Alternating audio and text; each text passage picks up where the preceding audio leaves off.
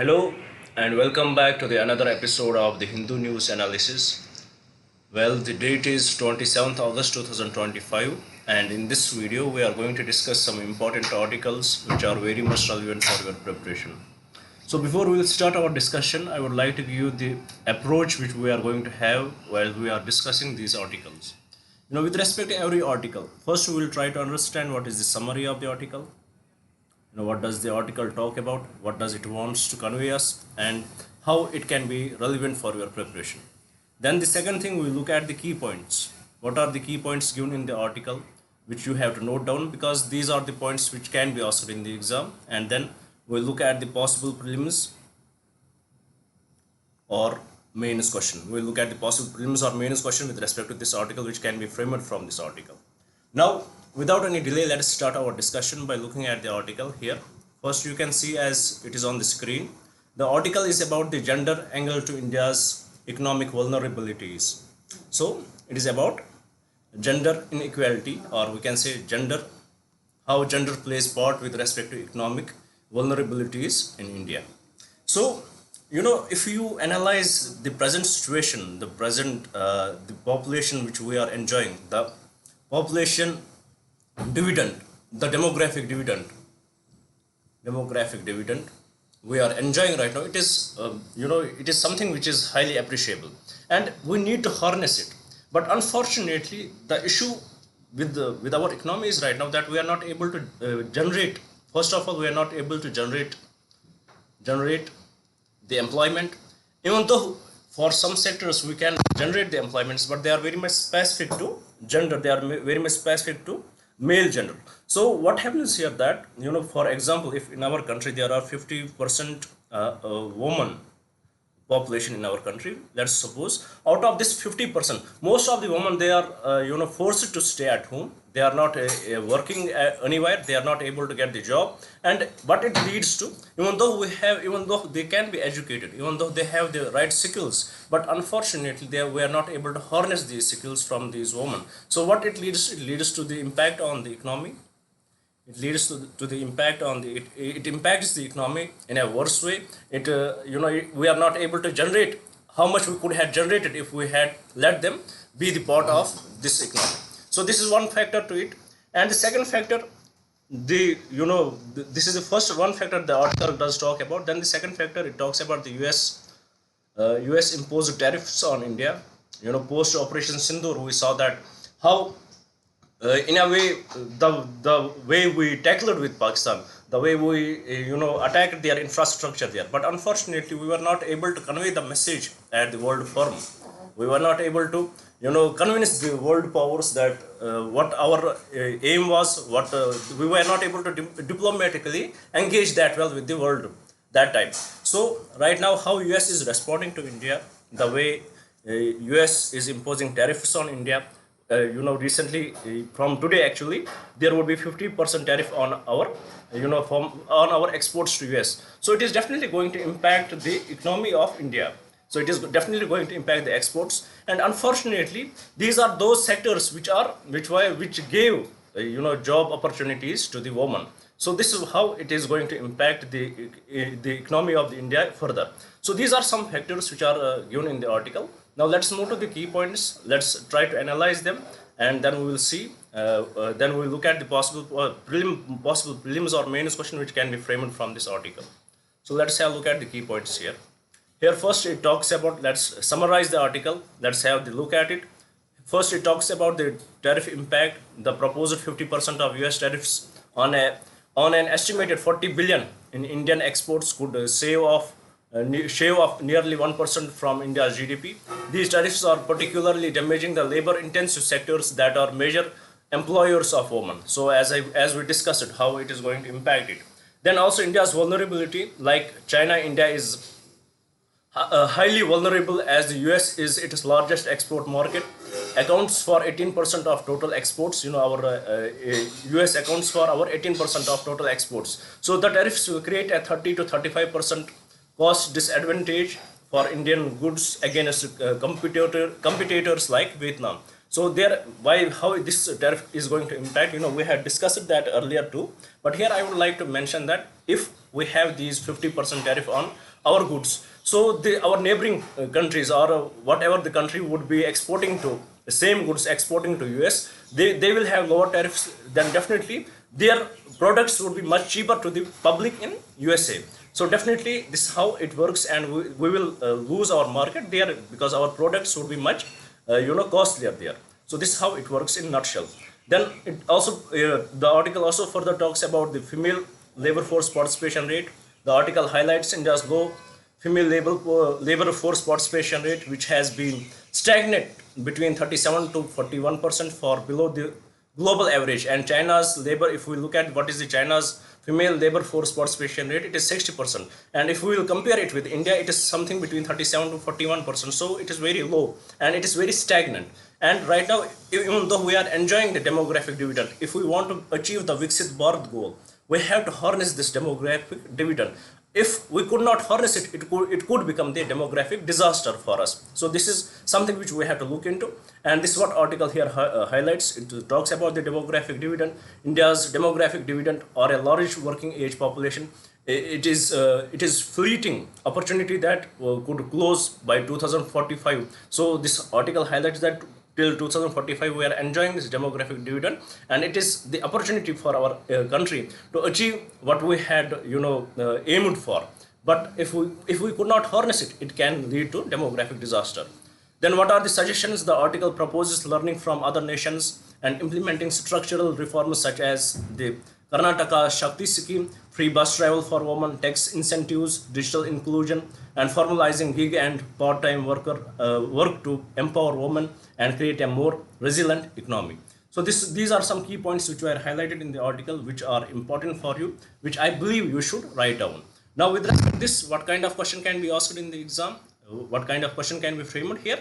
A possible model question is given here, which says India's demographic dividend presents a unique opportunity, but its benefits can only be fully realized by addressing the persistent gender inequalities in the workforce. So get the idea from the article which we discussed here, and try to write a question on this. Try to write the answer to this question, and if you want that question to be checked, please send me the mail. Send that answer to me at salvation UPSC 136@gmail.com. So I will definitely check your answer. So with this, I hope you had understood the article here, you understood the question, as well as what are the key points. Now here I would like to take a minute so that I will give the brief introduction about this initiative, and you will get more connected with us. Basically from 2nd June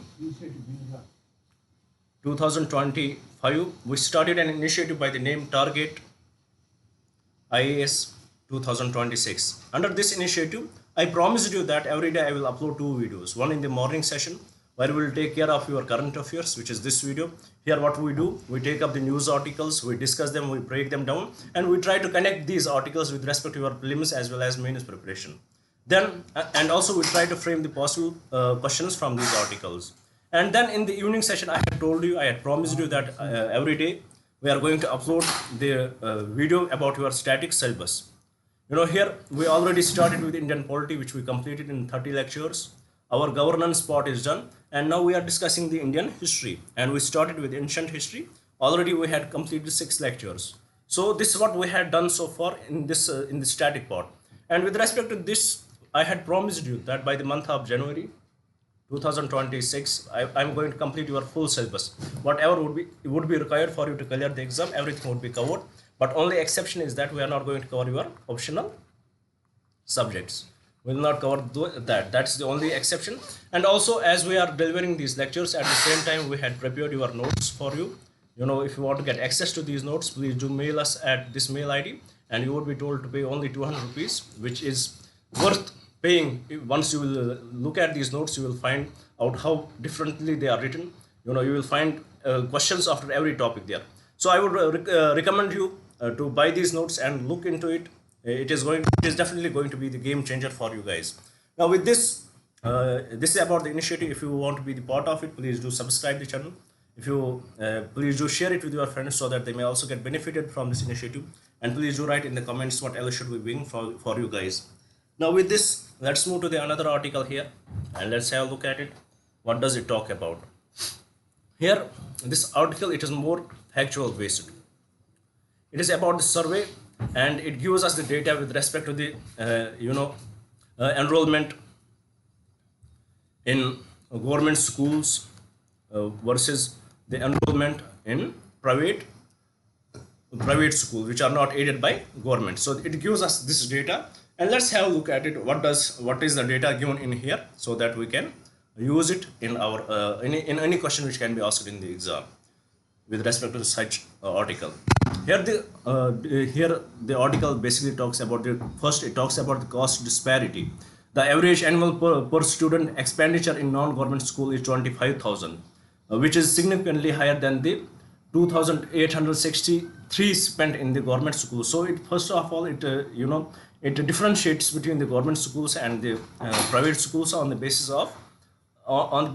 On the basis of how much expenditure is spent there. In the government schools, it is something around 900 rupees, and in the non-government schools, it may be private schools or public schools, it is 25,000 rupees. So definitely the expenditure, the rate, it is wide here.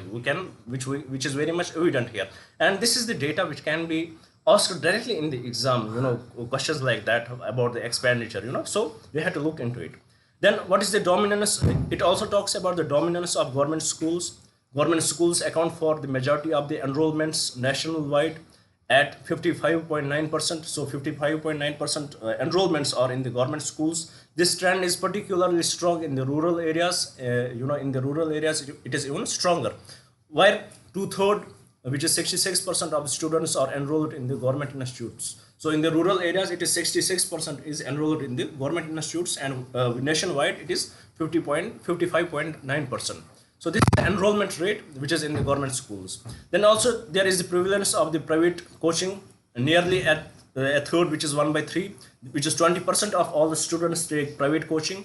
Thus, practice is more common in urban areas, which is 30%, than in the rural areas. So it also talks about the private coaching, how many students on average do take the private coaching. According to the article, it is 1/3, which is 20%, 27% nationwide, and in the urban area it is 30.7%, which is higher as compared to the rural area. Then it talks about the major expenses. The largest expenditure for households on education is course fees average, which is 7,111, followed by textbooks and stationaries, which is 2,002. So these are the expenses with respect to the households on the education of their children. Then what is the funding source? The primary source of funding for education for an overwhelming majority of the students, which is 95%, is from their own households, with a very small percentage relying on the government scholarships. So it also talks about how these fundings are done.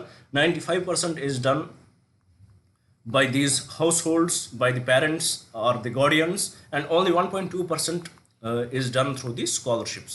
So this does tell us about the data about the schooling in our country, how government schools, the enrollment in the government schools is higher. It talks about the enrollment in government schools and compares the rural enrollment and the urban enrollment, and also it talks about the expenditure, how much money is spent yearly based on the education, what is the average for the government schools and what is the average for the non-government schools. So this is what this article talks about. This was filled with the data and it can be relevant for you. So with respect to this, let us see what kind of question can be asked in the exam. Here the question says, based on the comprehensive modular survey education, which of the following statements are correct? First, the average expenditure on school education in non-gazetted schools is approximately 9 times that of the government schools. 100% correct, nothing wrong with the non-government schools. Is approximately 9 times that of the government schools. 100% correct. Then second, it talks about private unaided schools have a larger enrollment share than the government schools. This is totally incorrect. Then urban households spend less on course fees compared to their rural counterparts. This is totally incorrect. So with respect to this question, the correct statement is statement 1, which is A only. So with this, let's move to the another article.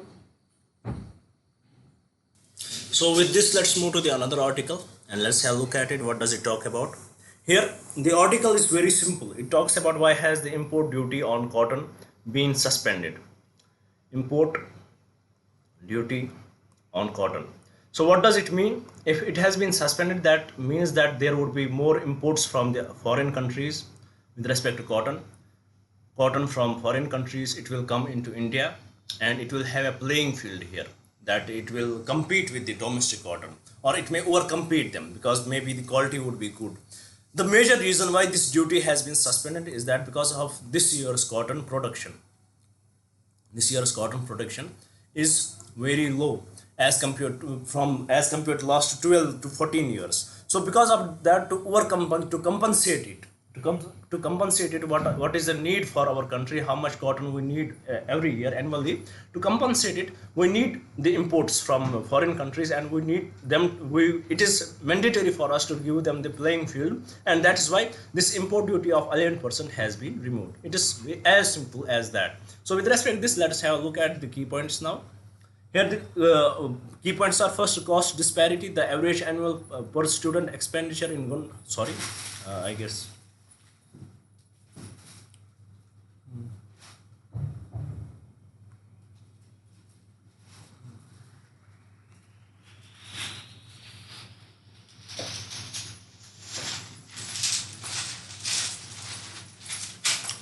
दीदी किसने रखा वो pack कर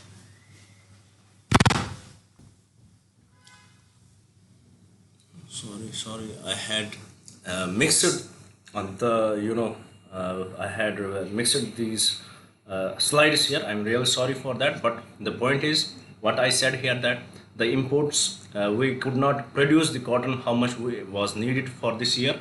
So because of that, we had we had let the import duties are suspended.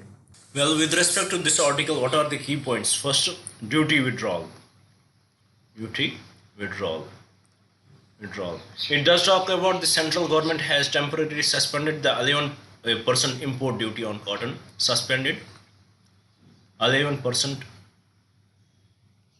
import duty on cotton, which was initially imposed in Feb 2009. This 11% import duty, it was imposed in Feb 2021. This exemption which is given here, the suspension is valid until the end of the current cotton season on September 30th. So it will end on September 30. This suspension will end on September 30.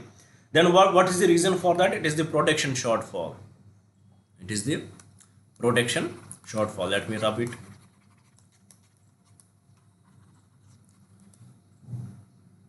It is the production shortfall. So the decision comes as domestic cotton production has fallen to 294 lakh bales. 294 lakh bales. Our production has fell to 294 lakh bales. The lowest in 15, which is the lowest in 15 years, against a requirement of 318 lakh bales. The requirement was 318 lakh bales. So the production has definitely fallen. Imports are also expected to be recorded high of about 40 lakh. So imports would be about 40 lakh bales. So what it could lead to, how it is industry versus farmers. The move is intended to benefit the textile industry. Definitely there would be a raw material available to them. So this move is intended to benefit the textile industry by providing a level playing field in the international market. However, the cotton farmers and their associations argue that the removal of the duty hurts their interests. So that it will definitely help the textile industry, but if we look at the farmers, it may impact them worstly. How? Because the prices, there will be price fluctuation, and eventually the quality which we produce here is not as that good as these raw materials. So it may impact the farmers in India. Then it also further talks about the government intervention to support farmers. The Cotton Corporation of India has been purchasing cotton at the minimum support price. There is the minimum support price for the cotton, which the Cotton Corporation of India has been purchasing, spending almost 37,500 crore in the current season. The government also has hiked the MSP for the next season. Then what could be the long-term solution? The textile industry is urging the government to adopt a stable policy, including an annual suspension of the import duty during its non-peak season, April to September, and a 5% interest subvention for working capital. So the textile industry, they are asking the government that there should be the long-term solution to this. So these are the key points which were mentioned in this article. I am really sorry that I had mixed the slides here. I had again brought the previous slides, so for that I am really sorry. These were the key points. I hope you had understood it. Now, with this, what kind of question can be asked? Very simple. Here the question can be with reference to the Indian cotton industry, which of the following statements are correct? First statement would be the central government has temporarily withdrawn the import duty on cotton to address a domestic shortage. That is true. Then the minimum support price is a measure to support the textile industry by ensuring low raw material cost. That is incorrect. And the Cotton Corporation of India is a government agency. That is also incorrect. So this was the question which I should have brought in here, but unfortunately I could not. So with this, I hope you had understood the article. You had got the basic points from it. Now let's move to the another article and let's have a look at it. Here, article is talking about the Kutiyadi coconut in line for the GI tag. So here is the industry, a university, and the farmers. They are working on this so that it can get the GI tag. So with respect to this, let's have a look at what are the key points given in the article. Here, first it talks about the GI tag initiative. The Kavilampara Gram Panchayat in Kozhikode and the Kerala Agriculture University are working to secure a GI tag for the Kutiyadi coconut. So please remember that they are trying to get the GI tag for the Kutiyadi coconut, which is it has a unique characteristics. The Kutiyadi coconut is known for its high yield, long lifespan over 100 years, strong trunk, and resistance to pests and drought. The fruit is also larger and produces more oil than other varieties. So this is the feature of the Kutiyadi coconut. Then economic impact. Farmers believe that GI tag will significantly help in marketing their product, a crucial step given the economic losses they face from pests like the Mandari coconut mite. Then what is the government scope support? While the agriculture department sources seeding from Kutiyadi for statewide distribution, farmers complain about a lack of government support in improving yield and addressing the pest issue.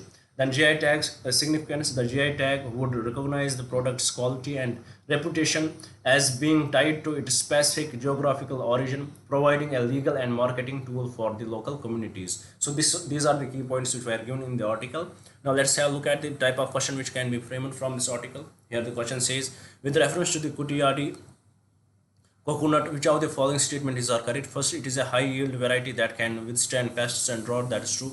The application for its GI tag has been jointly submitted by Gram Panchayat and the university. That is also true. The GI tag provides a legal protection against unauthorized use of products name. That is also true. So with respect to this question, the correct statements are statement 1, 2 and 3, and from the code given below, the correct code is option D. With this, let's move to the another article and let's have discussion over it. So here, as you can see, from today, India is going to brace impact of 50% US tariffs. So 50% US tariffs, and these tariffs, officially it is because reason we are buying Russian oil, and if we can say what could be the real reason for that, that we did not bow down to US. That is the real reason. We did not bow down to Trump.